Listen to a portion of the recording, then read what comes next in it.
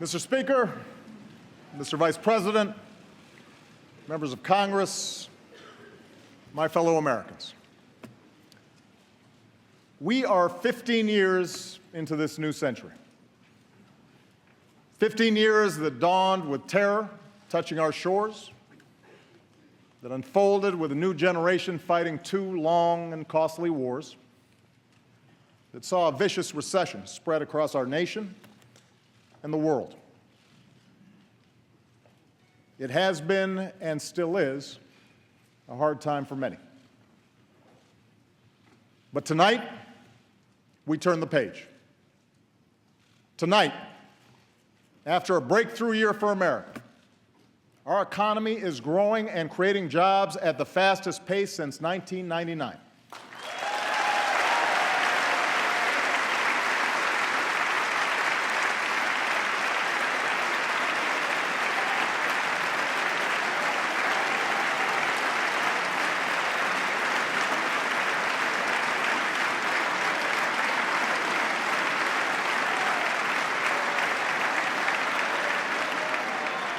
Our unemployment rate is now lower than it was before the financial crisis.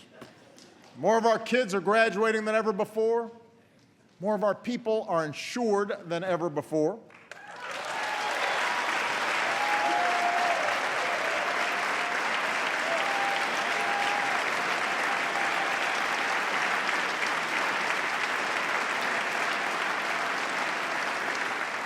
And we are as free from the grip of foreign oil as we've been in almost 30 years.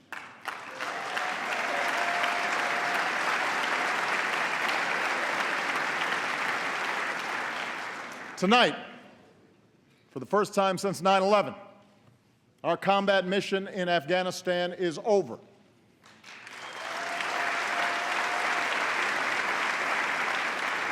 Six years ago, nearly 180,000 American troops served in Iraq and Afghanistan. Today, fewer than 15,000 remain. And we salute the courage and sacrifice of every man and woman in this 9/11 generation who has served to keep us safe. We are humbled and grateful for your service.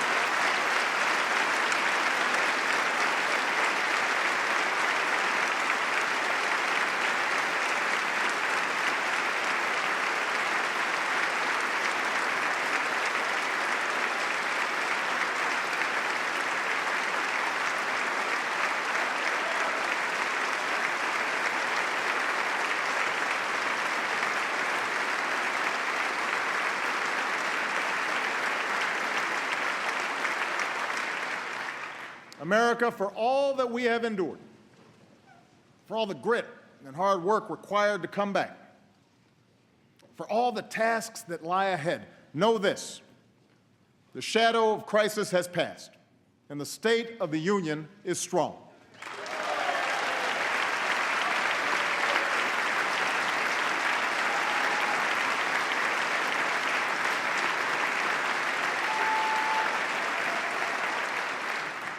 At this moment, with a growing economy, shrinking deficits, bustling industry, booming energy production, we have risen from recession freer to write our own future than any other nation on earth. It's now up to us to choose who we want to be over the next 15 years and for decades to come. Will we accept an economy where only a few of us do spectacularly well? Or will we commit ourselves to an economy that generates rising incomes and chances for everyone who makes the effort?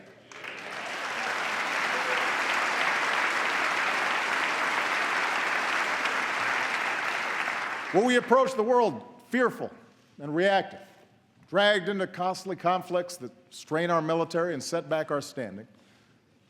Or will we lead wisely, using all elements of our power to defeat new threats and protect our planet? Will we allow ourselves to be sorted into factions and turned against one another? Or will we recapture the sense of common purpose that has always propelled America forward? In 2 weeks, I will send this Congress a budget filled with ideas that are practical, not partisan. And in the months ahead, I'll crisscross the country making a case for those ideas.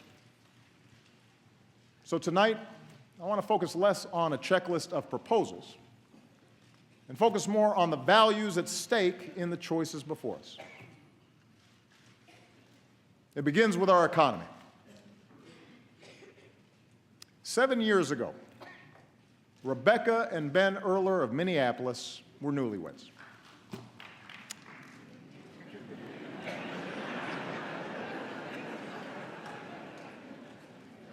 She waited tables, he worked construction.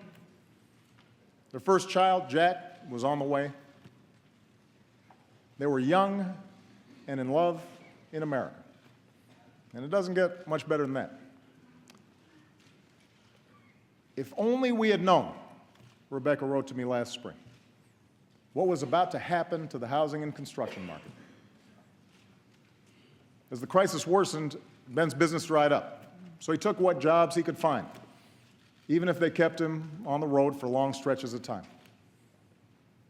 Rebecca took out student loans and enrolled in community college and retrained for a new career. They sacrificed for each other. And slowly it paid off. They bought their first home. They had a second son, Henry. Rebecca got a better job and then a raise. Ben's back in construction and home for dinner every night. It is amazing, Rebecca wrote, what you can bounce back from when you have to. We are a strong, tight-knit family who has made it through some very, very hard times. We are a strong, tight-knit family who has made it through some very, very hard times. America, Rebecca and Ben's story is our story. They represent the millions who've worked hard and scrimped and sacrificed and retooled. You are the reason that I ran for this office. You are the people I was thinking of 6 years ago today, in the darkest months of the crisis, when I stood on the steps of this Capitol and promised we would rebuild our economy on a new foundation. And it has been your resilience, your effort, that has made it possible for our country to emerge stronger. We believed we could reverse the tide of outsourcing and draw new jobs to our shores. And over the past 5 years, our businesses have created more than 11 million new jobs.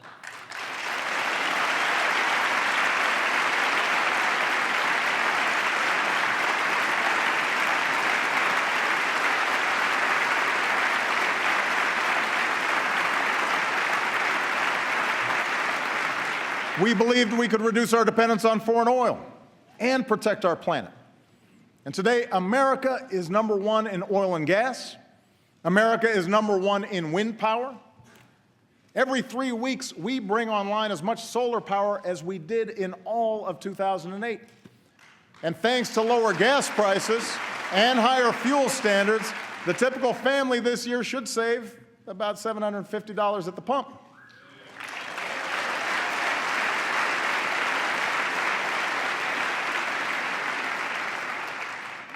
We believed we could prepare our kids for a more competitive world. And today, our younger students have earned the highest math and reading scores on record. Our high school graduation rate has hit an all-time high. More Americans finish college than ever before.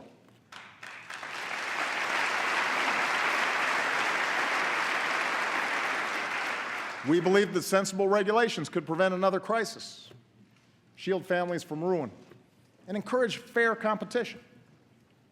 Today, we have new tools to stop taxpayer-funded bailouts and a new consumer watchdog to protect us from predatory lending and abusive credit card practices. And in the past year alone, about 10 million uninsured Americans finally gained the security of health coverage.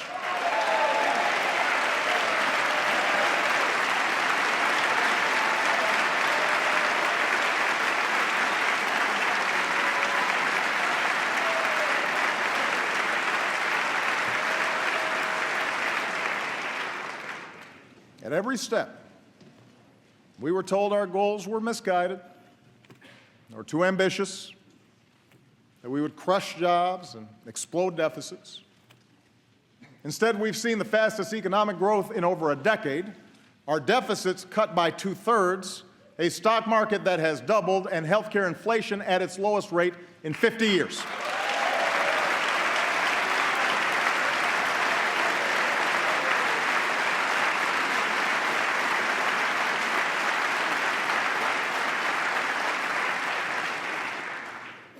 This is good news, people.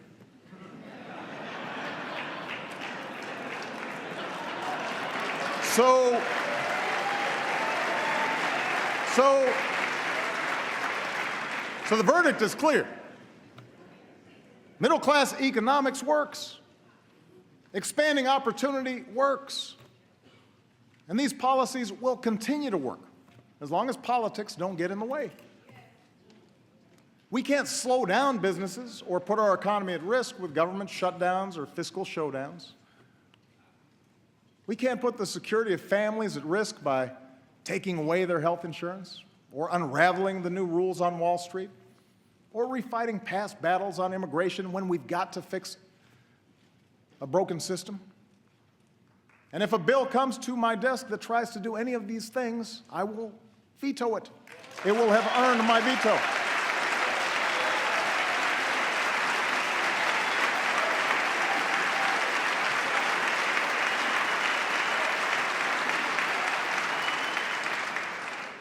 Today, thanks to a growing economy, the recovery is touching more and more lives. Wages are finally starting to rise again. We know that more small business owners plan to raise their employees' pay than at any time since 2007. But here's the thing. Those of us here tonight, we need to set our sights higher than just making sure government doesn't screw things up. The government doesn't halt the progress we're making. We need to do more than just do no harm. Tonight, together, let's do more to restore the link between hard work and growing opportunity for every American.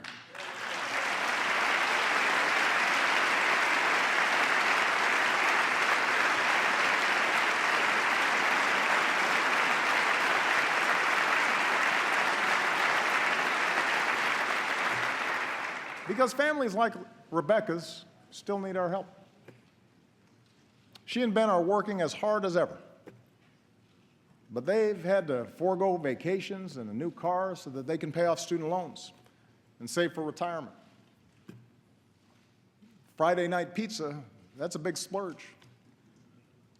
Basic child care for Jack and Henry costs more than their mortgage and almost as much as a year at the University of Minnesota. Like millions of hardworking Americans, Rebecca isn't asking for a handout, but she is asking that we look for more ways to help families get ahead. And in fact, at every moment of economic change throughout our history, this country has taken bold action to adapt to new circumstances and to make sure everyone gets a fair shot.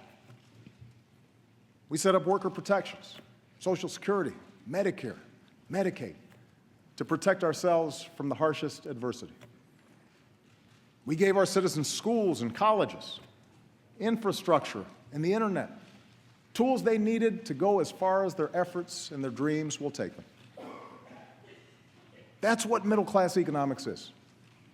The idea that this country does best when everyone gets their fair shot. Everyone does their fair share. Everyone plays by the same set of rules.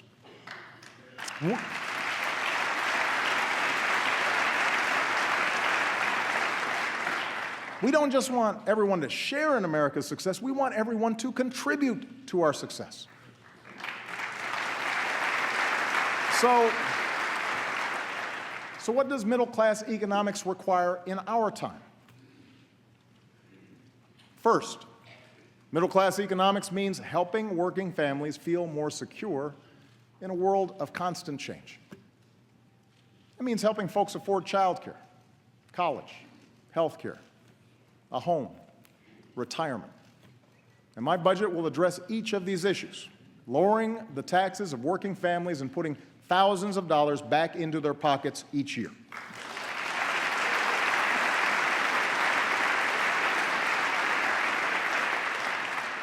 Here's one example. During World War II, when men like my grandfather went off to war, having women like my grandmother in the workforce was a national security priority. So this country provided universal child care. In today's economy, when having both parents in the workforce is an economic necessity for many families, we need affordable, high-quality child care more than ever.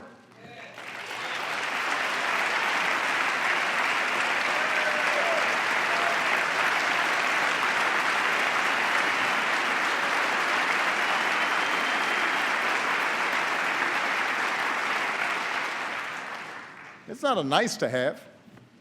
It's a must-have. So it's time we stop treating child care as a side issue or as a women's issue and treat it like the national economic priority that it is for all of us.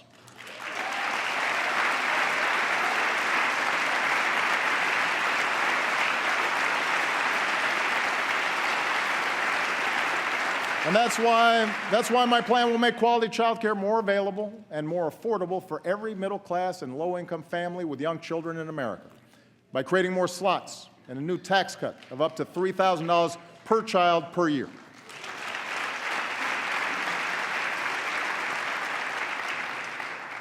Here's another example. Today, we are the only advanced country on earth that doesn't guarantee paid sick leave or paid maternity leave to our workers. 43 million workers have no paid sick leave. 43 million. Think about that.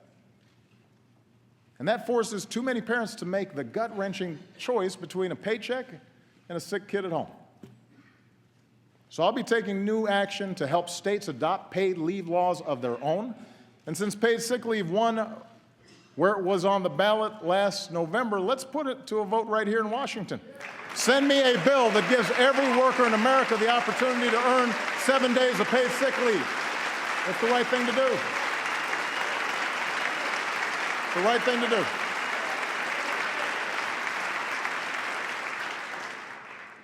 Of course, nothing helps families make ends meet like higher wages. That's why this Congress still needs to pass a law that makes sure a woman is paid the same as a man for doing the same work.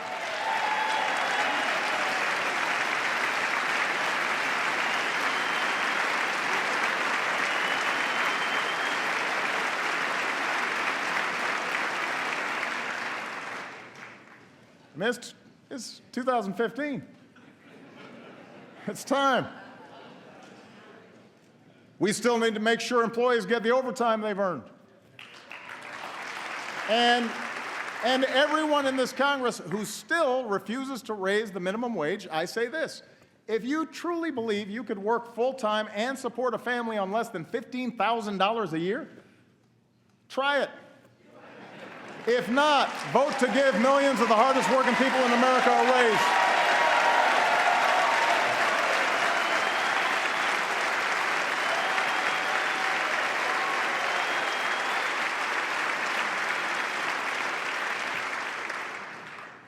Now, these ideas won't make everybody rich, won't relieve every hardship.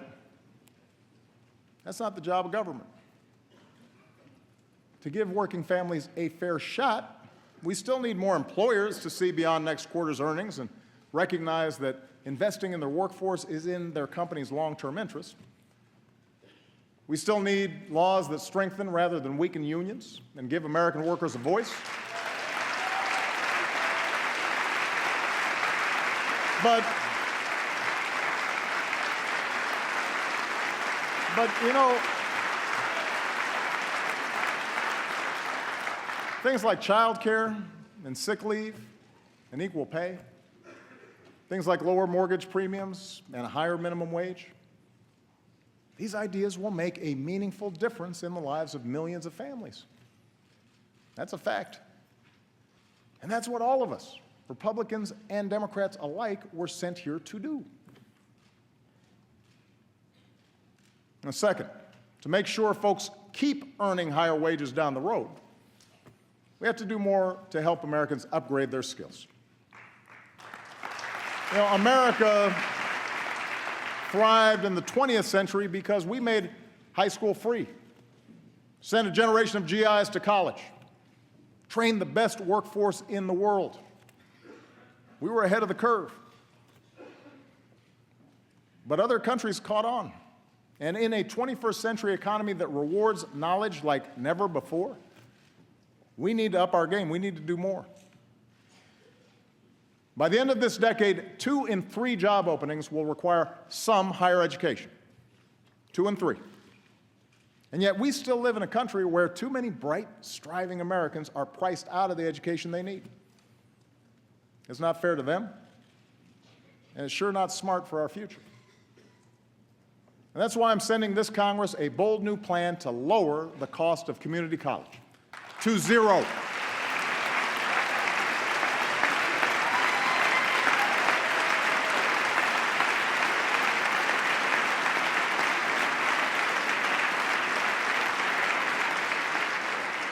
Keep in mind, 40% of our college students choose community college. Some are young and starting out. Some are older and looking for a better job. Some are veterans and single parents trying to transition back into the job market. Whoever you are, this plan is your chance to graduate ready for the new economy without a load of debt. Understand, you've got to earn it. You've got to keep your grades up and graduate on time. Tennessee, a state with Republican leadership, and Chicago, a city with Democratic leadership, are showing that free community college is possible. I want to spread that idea all across America so that 2 years of college becomes as free and universal in America as high school is today.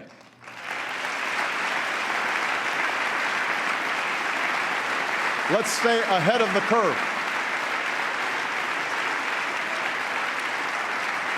And I want to work with this Congress to make sure those already burdened with student loans can reduce their monthly payments so that student debt doesn't derail anyone's dreams. Thanks to Vice President Biden's great work to update our job training system, we're connecting community colleges with local employers to train workers to fill high-paying jobs like coding and nursing and robotics. Tonight, I'm also asking more businesses to follow the lead of companies like CVS and UPS and offer more educational benefits and paid apprenticeships, opportunities that give workers the chance to earn higher-paying jobs even if they don't have a higher education. And as a new generation of veterans comes home, we owe them every opportunity to live the American dream they helped defend. Already, we've made strides towards ensuring that every veteran has access to the highest quality care. We're slashing the backlog that had too many veterans waiting years to get the benefits they need. And we're making it easier for vets to translate their training and experience into civilian jobs. And joining forces, the national campaign launched by Michelle and Jill Biden. Thank you, Michelle. Thank you, Jill. Has helped nearly 700,000 veterans and military spouses get a new job.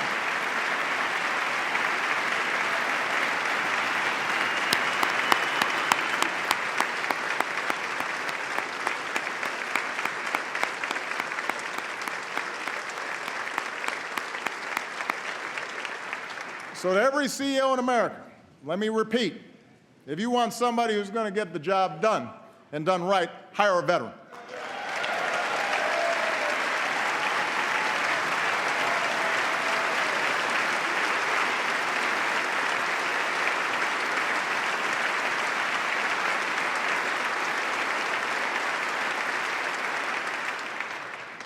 Finally, as we better train our workers, we need the new economy to keep churning out high-wage jobs for our workers to fill. Since 2010, America has put more people back to work than Europe, Japan, and all advanced economies combined.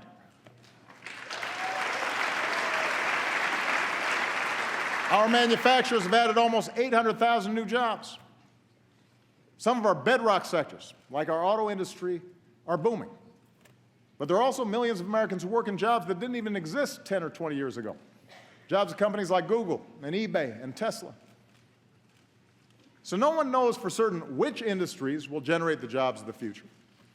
But we do know we want them here in America. We know that.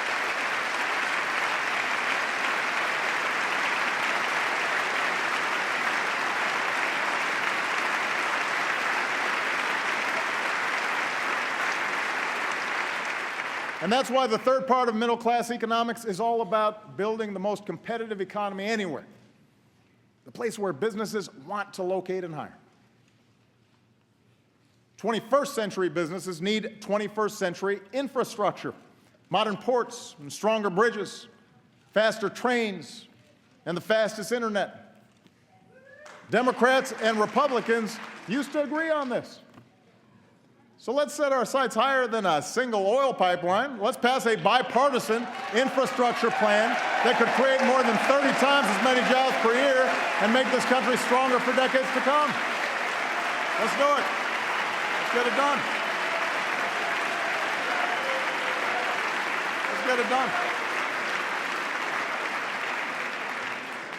21st century businesses, including small businesses, need to sell more American products overseas. Today, our businesses export more than ever, and exporters tend to pay their workers higher wages. But as we speak, China wants to write the rules for the world's fastest growing region. That would put our workers and our businesses at a disadvantage. Why would we let that happen? We should write those rules. We should level the playing field. That's why I'm asking both parties to give me trade promotion authority to protect American workers with strong new trade deals from Asia to Europe that aren't just free, but are also fair. It's the right thing to do.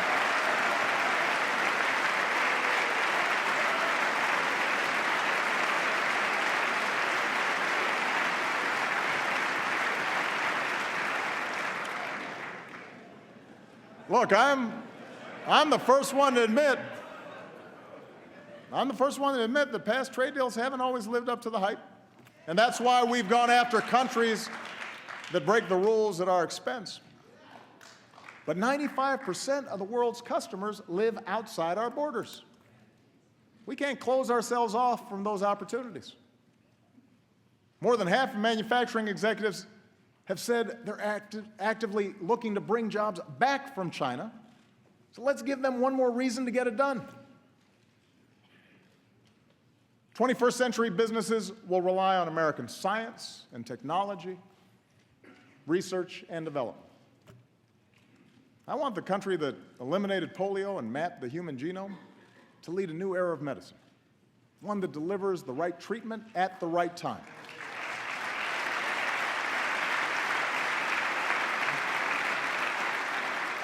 In some patients with cystic fibrosis, this approach has reversed a disease once thought unstoppable. So tonight I'm launching a new precision medicine initiative to bring us closer to curing diseases like cancer and diabetes, and to give all of us access to the personalized information we need to keep ourselves and our families healthier. We can do this.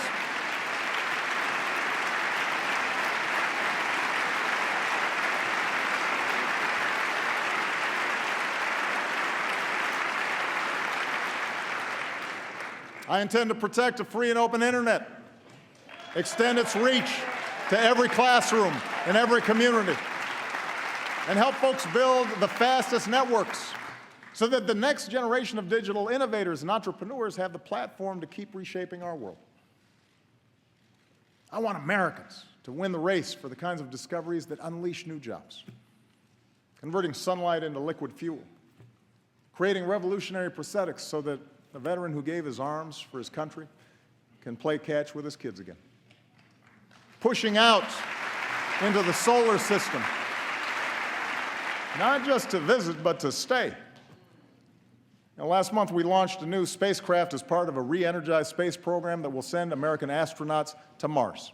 And in 2 months, to prepare us for those missions, Scott Kelly will begin a year-long stay in space. So good luck, Captain. Make sure to Instagram it. We're proud of it.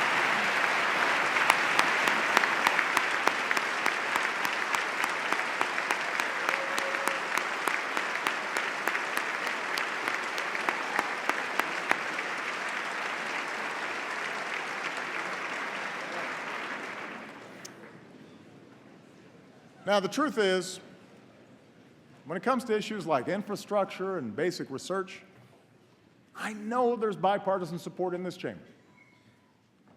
Members of both parties have told me so. Where we too often run onto the rocks is how to pay for these investments. As Americans, we don't mind paying our fair share of taxes as long as everybody else does too. But for far too long, lobbyists have rigged the tax code with loopholes that let some corporations pay nothing while others pay full freight. They've riddled it with giveaways that the super rich don't need while denying a break to middle-class families who do. This year we have an opportunity to change that. Let's close loopholes so we stop rewarding companies that keep profits abroad and reward those that invest here in America.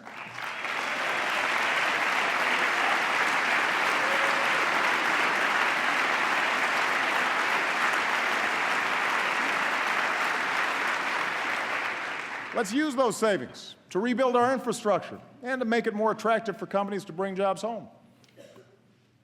Let's simplify the system and let a small business owner file based on her actual bank statement instead of the number of accountants she can afford.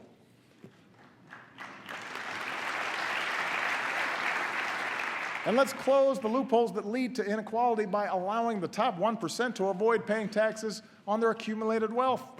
We can use that money to help more families pay for child care and send their kids to college. We need a tax code that truly helps working Americans trying to get a leg up in the new economy, and we can achieve that together.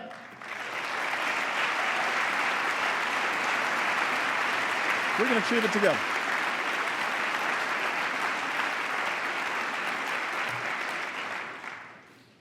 Helping hardworking families make ends meet, giving them the tools they need for good-paying jobs in this new economy, maintaining the conditions of growth and competitiveness. This is where America needs to go. I believe it's where the American people want to go. It'll make our economy stronger a year from now, 15 years from now, and deep into the century ahead. Of course, if there's one thing this new century has taught us, it's that we cannot separate our work here at home from challenges beyond our shores. My first duty as Commander-in-Chief is to defend the United States of America. In doing so, the question is not whether America leads in the world, but how. When we make rash decisions, reacting to the headlines instead of using our heads, when the first response to a challenge is to send in our military, then we risk getting drawn into unnecessary conflicts and neglect the broader strategy we need for a safer, more prosperous world. That's what our enemies want us to do. I believe in a smarter kind of American leadership. We lead best when we combine military power with strong diplomacy, when we leverage our power with coalition building, when we don't let our fears blind us to the opportunities that this new century presents. That's exactly what we're doing right now. And around the globe, it is making a difference. First, we stand united with people around the world who've been targeted by terrorists, from a school in Pakistan to the streets of Paris. We will continue to hunt down terrorists and dismantle their networks, and we reserve the right to act unilaterally, as we have done relentlessly since I took office, to take out terrorists who pose a direct threat to us and our allies.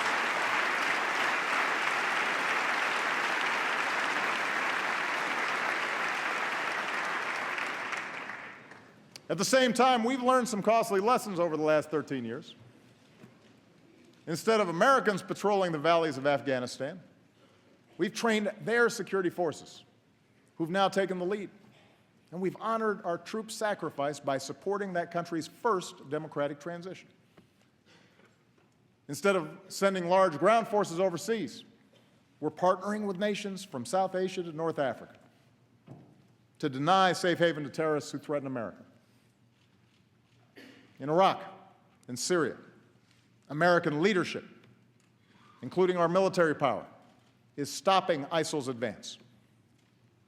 Instead of getting dragged into another ground war in the Middle East, we are leading a broad coalition, including Arab nations, to degrade and ultimately destroy this terrorist group.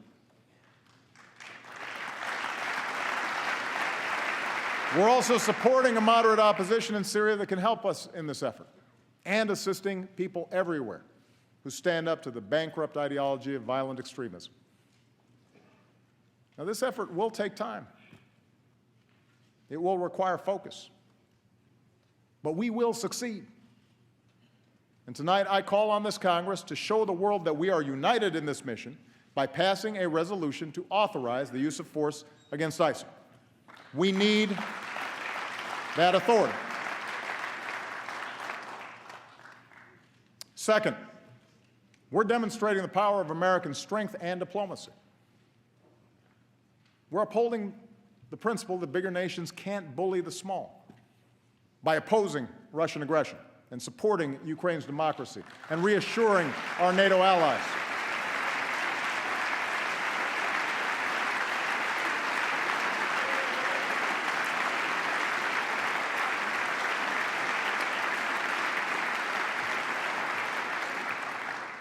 Last year, as we were doing the hard work of imposing sanctions, along with our allies, as we were reinforcing our presence with the frontline states, Mr. Putin's aggression, it was suggested, was a masterful display of strategy and strength. That's what I heard from some folks. Well, today, it is America that stands strong and united with our allies, while Russia is isolated with its economy in tatters.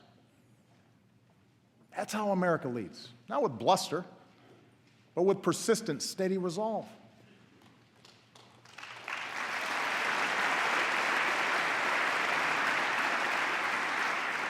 You know, in Cuba, we are ending a policy that was long past its expiration date.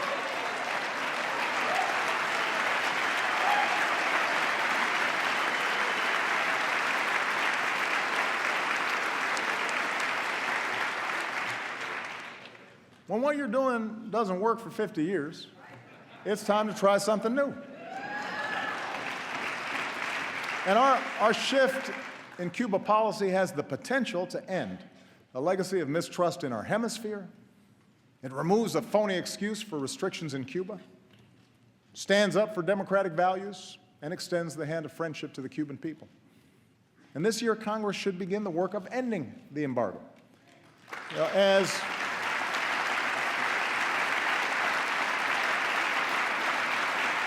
His Holiness Pope Francis has said, diplomacy is the work of small steps. These small steps have added up to new hope for the future in Cuba. And after years in prison, we are overjoyed that Alan Gross is back where he belongs. Welcome home, Alan. We're glad you're here.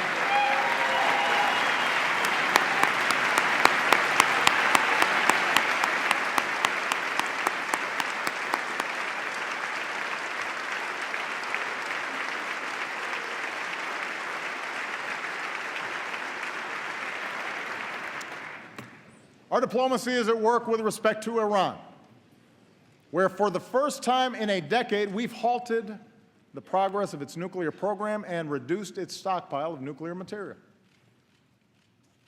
Between now and this spring, we have a chance to negotiate a comprehensive agreement that prevents a nuclear-armed Iran, secures America and our allies, including Israel, while avoiding yet another Middle East conflict. There are no guarantees that negotiations will succeed, and I keep all options on the table to prevent a nuclear Iran. But new sanctions passed by this Congress at this moment in time will all but guarantee that diplomacy fails, alienating America from its allies, making it harder to maintain sanctions, and ensuring that Iran starts up its nuclear program again. It doesn't make sense. And that's why I will veto any new sanctions bill that threatens to undo this progress.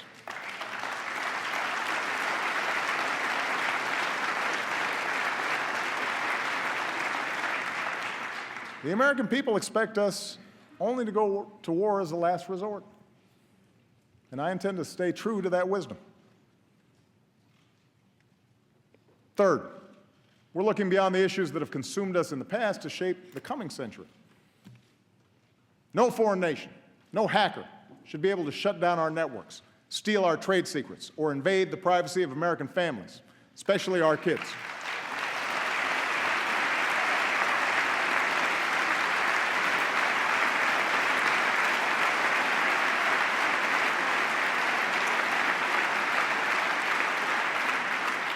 So we're making sure our government integrates intelligence to combat cyber threats, just as we have done to combat terrorism. And tonight, I urge this Congress to finally pass the legislation we need to better meet the evolving threat of cyber attacks, combat identity theft, and protect our children's information. That should be a bipartisan effort.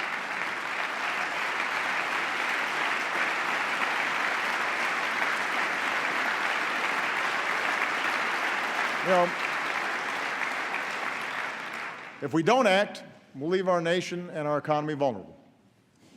If we do, we can continue to protect the technologies that have unleashed untold opportunities for people around the globe. In West Africa, our troops, our scientists, our doctors, our nurses, our healthcare workers are rolling back Ebola, saving countless lives and stopping the spread of disease.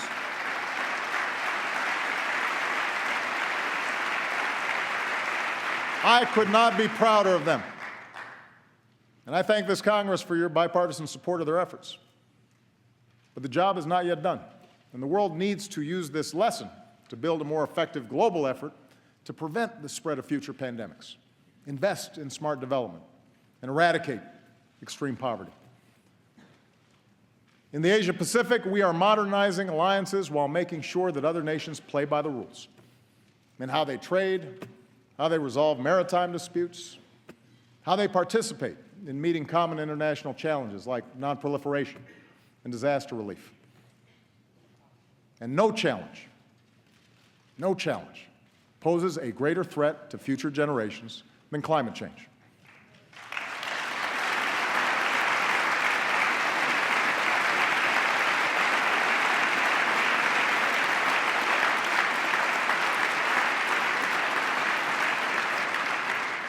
2014 was the planet's warmest year on record.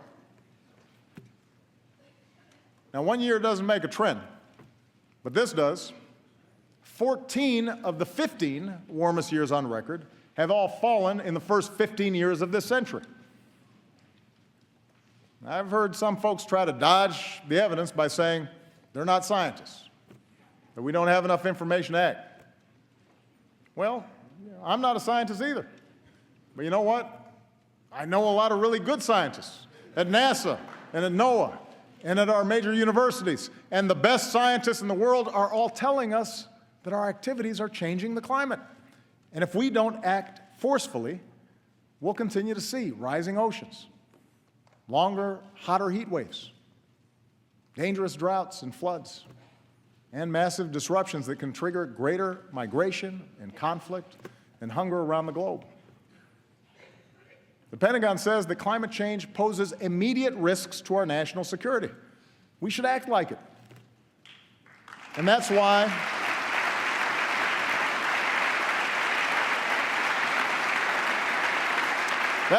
over the past 6 years, we've done more than ever to combat climate change, from the way we produce energy to the way we use it.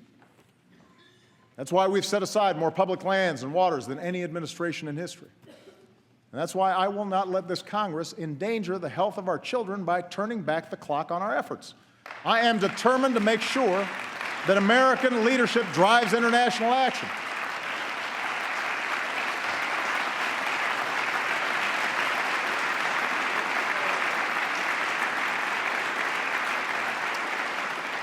In Beijing, we made a historic announcement. The United States will double the pace at which we cut carbon pollution, and China committed for the first time to limiting their emissions. And because the world's two largest economies came together, other nations are now stepping up and offering hope that this year the world will finally reach an agreement to protect the one planet we've got. And there's one last pillar of our leadership, and that's the example of our values. As Americans, we respect human dignity even when we're threatened, which is why I have prohibited torture and worked to make sure our use of new technology like drones is properly constrained.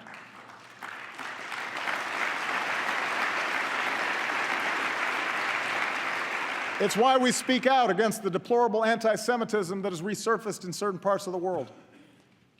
It's why we continue to reject offensive stereotypes of Muslims, the vast majority of whom share our commitment to peace. That's why we defend free speech and advocate for political prisoners and condemn the persecution of women or religious minorities or people who are lesbian, gay, bisexual, or transgender. We do these things not only because they are the right thing to do, but because ultimately they will make us safer.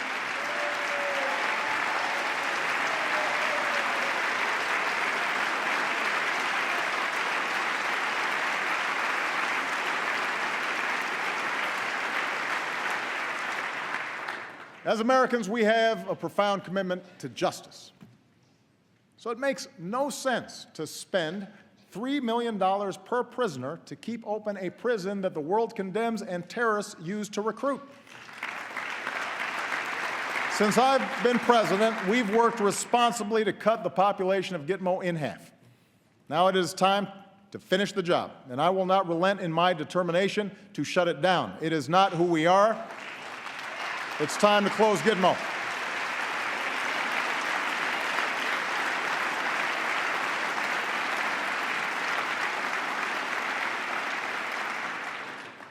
As Americans, we cherish our civil liberties, and we need to uphold that commitment if we want maximum cooperation from other countries and industry in our fight against terrorist networks.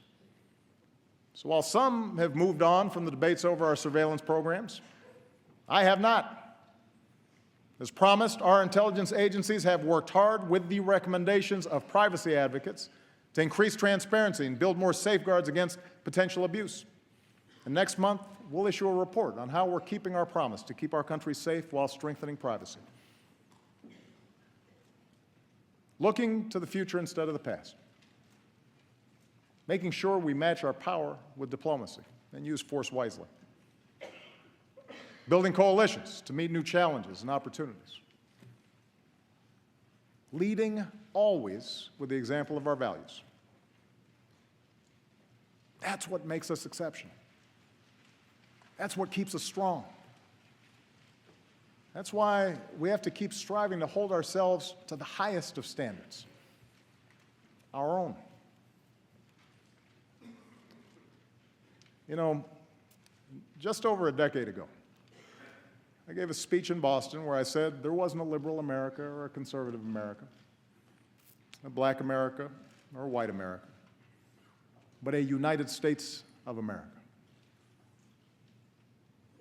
I said this because I had seen it in my own life, in a nation that gave someone like me a chance. Because I grew up in Hawaii, a melting pot of races and customs. Because I made Illinois my home, a state of small towns, rich farmland, one of the world's great cities, a microcosm of the country where Democrats and Republicans and independents, good people of every ethnicity and every faith, share certain bedrock values. Over the past 6 years, the pundits have pointed out more than once that my presidency hasn't delivered on this vision. How ironic, they say, that our politics seems more divided than ever. It's held up as proof, not just of my own flaws, of which there are many, but also as proof that the vision itself is misguided, naive, that there are too many people in this town who actually benefit from partisanship and gridlock for us to ever do anything about it. I know how tempting such cynicism may be, but I still think the cynics are wrong. I still believe that we are one people. I still believe that together we can do great things, even when the odds are long. I believe this Because over and over in my 6 years in office, I have seen America at its best. I've seen the hopeful faces of young graduates from New York to California, and our newest officers at West Point, Annapolis, Colorado Springs, New London. I've mourned with grieving families in Tucson, in Newtown, in Boston, in West Texas, in West Virginia. I've watched Americans beat back adversity from the Gulf Coast to the Great Plains, from Midwest assembly lines to the Mid-Atlantic seaboard. I've seen something like gay marriage go from a wedge issue used to drive us apart to a story of freedom across our country, a civil right now legal in states that 7 in 10 Americans call home.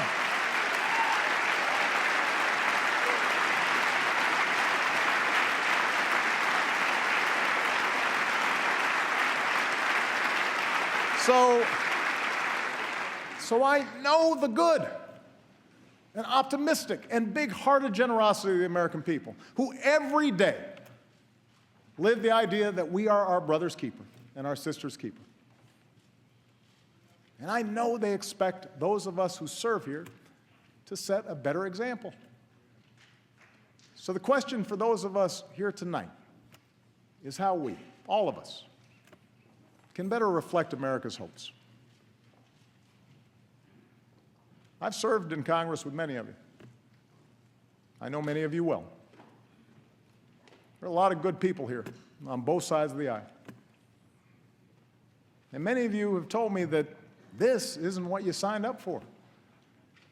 Arguing past each other on cable shows, the constant fundraising, always looking over your shoulder at how the base will react to every decision.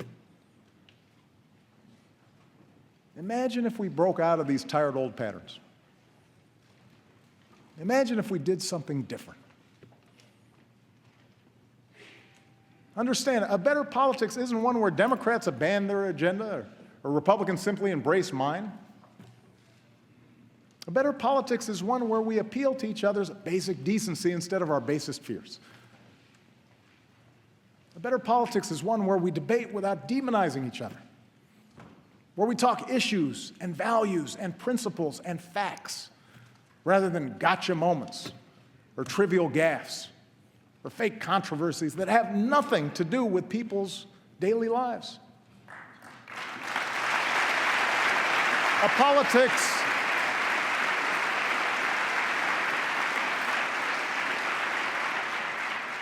better politics is one where we spend less time drowning in dark money for ads that pull us into the gutter and spend more time lifting young people up with a sense of purpose and possibility, asking them to join in the great mission of building America.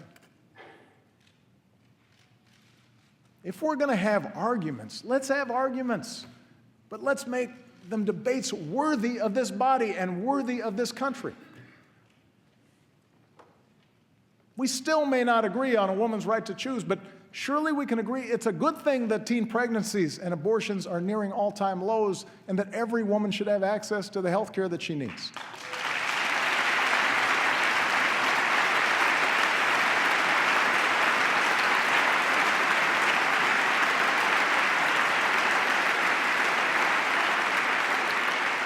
Yes, passions still fly on immigration, but surely we can all see something of ourselves in the striving young student and agree that no one benefits when a hardworking mom is snatched from her child, and then it's possible to shape a law that upholds our tradition as a nation of laws and a nation of immigrants. I've talked to Republicans and Democrats about that. That's something that we can share.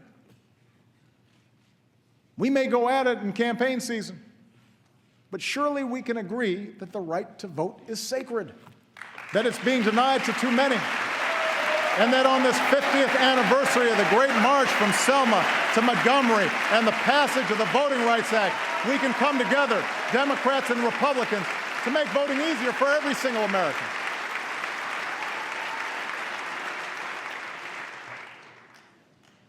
We may have different takes on the events of Ferguson and New York, but Surely we can understand a father who fears his son can't walk home without being harassed. And surely we can understand the wife who won't rest until the police officer she married walks through the front door at the end of his shift. And surely we can agree that it's a good thing that for the first time in 40 years, the crime rate and the incarceration rate have come down together. And use that as a starting point for Democrats and Republicans, community leaders and law enforcement to reform America's criminal justice system so that it protects and serves all of us.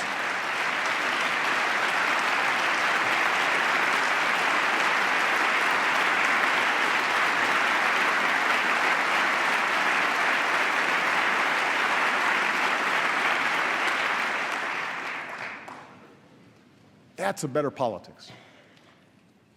That's how we start rebuilding trust. That's how we move this country forward. That's what the American people want. And that's what they deserve. I have no more campaigns to run. My only agenda, I know because I won both of them.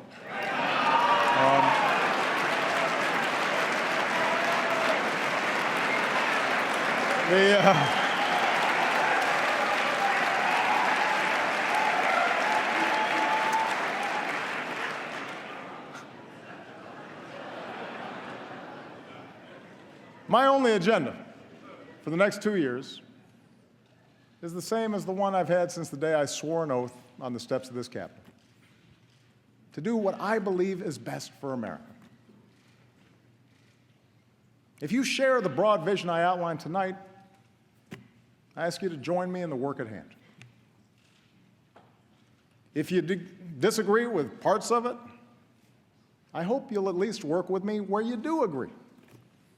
And I commit to every Republican here tonight that I will not only seek out your ideas, I will seek to work with you to make this country stronger.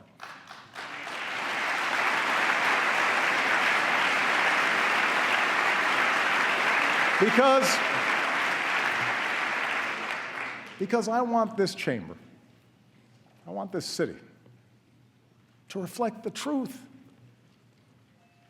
that for all our blind spots and shortcomings, we are a people with the strength and generosity of spirit to bridge divides, to unite in common effort, to help our neighbors, whether down the street or on the other side of the world. I want our actions to tell every child in every neighborhood, your life matters. And we are committed to improving your life chances, as committed as we are to working on behalf of our own kids. I want future generations to know that we are a people who see our differences as a great gift, that we're people who value the dignity and worth of every citizen. Man and woman, young and old, black and white, Latino, Asian, immigrant, Native American, gay, straight, Americans with mental illness or physical disability. Everybody matters. I want them to grow up in a country that shows the world what we still know to be true, that we are still more than a collection of red states and blue states, that we are the United States of America.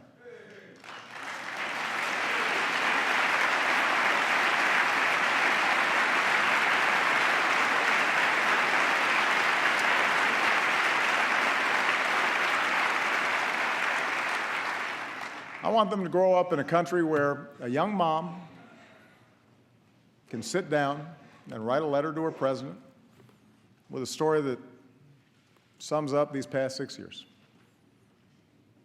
It's amazing what you can bounce back from when you have to.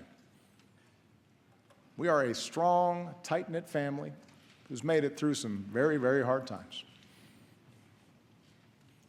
My fellow Americans, we too are a strong, tight-knit family. We too have made it through some hard times. 15 years into this new century, we have picked ourselves up, dusted ourselves off, and begun again the work of remaking America. We have laid a new foundation. A brighter future is ours to write. Let's begin this new chapter together. And let's start the work right now. Thank you. God bless you. God bless this country we love. Thank you.